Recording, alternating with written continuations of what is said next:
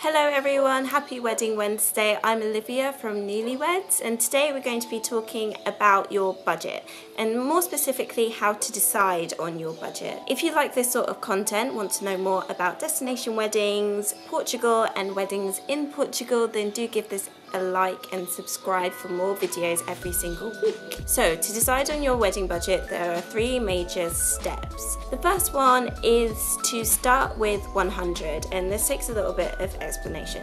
Starting with 100 refers to 100 euros, dollars, pounds, whatever the currency is wherever you are getting married. So start with 100 per person. This is a really good starting point to building your wedding budget. For example, in Portugal, starting with 100 euros per person will usually cover your venue, your food and your drink. These are the most important things that need to be covered when it comes to your wedding in general. Everyone needs a place to be, everyone needs to be fed, and everyone needs to drink.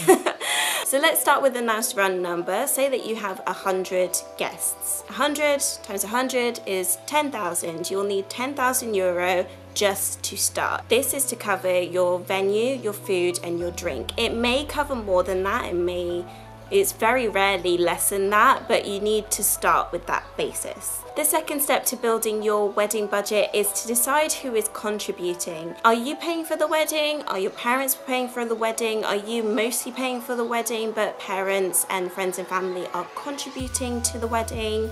Are you starting a wedding fund and have a goal in mind, so you'll release this to your guests to contribute to your wedding? How much will that be? Decide who is contributing and in what capacity they are contributing. There are two major ways that people can contribute. So one is by actually giving you money, and the other way is by giving a service, whether they pay for a service on your behalf. So say if they pay for a band, or if they give their services to you for free. So this is what happens when you have a florist in the family and they agree to make your flowers for you. Maybe you have to pay for the cost of the flowers, but they make all of your arrangements. Maybe you have a baker in your family that can do the cake. Maybe you have a graphic designer who can make your invitations. This is a great way of getting people to contribute, and it makes them feel part of your special day. So second step, decide who is contributing, how much they are contributing, or in what capacity they can contribute. Number three is how much do you have saved?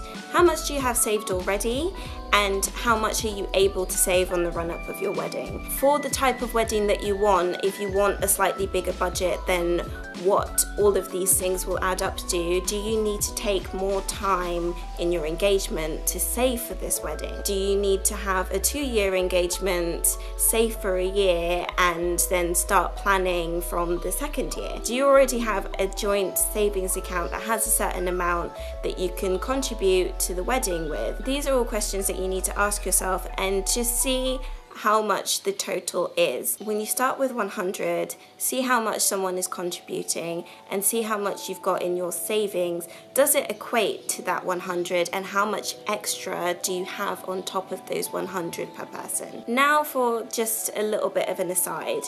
When devising your budget, you really need to have an open mind, because how much you are able to afford depends on the country you decide to get married in, the currency that you have, what's actually available, and what you really want. I'm doing a video on the Pinterest effect, which is by and large when brides and grooms go onto Pinterest or Instagram and they find this image of this gorgeous wedding, and they don't know how much it actually costs to put on that wedding. Some of these images on Instagram floating around are $150,000 plus, and these just won't work for a $25,000 budget. You need to work with what you have, and employing a wedding planner or asking for some solid professional advice on how far your budget is going to take you is always advisable, but you need to keep an open mind about this.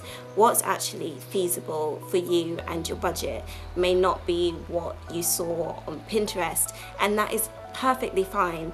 it's your wedding at the end of the day. You want it to be unique, you want it to be within your means, you want it to have your personality, and this can all be possible. Please keep an open mind when you're doing your budget. Ask for professional advice when you can, and if you have any further questions, please do let me know in the comments down below. I've written a blog on this as well, because I know that I went kind of quickly through this video, so in the blog you'll find everything a bit more in detail. But that's it for now. If you like this sort of content, give it a like, subscribe, share it with anyone who needs to hear this, and I will see you very soon.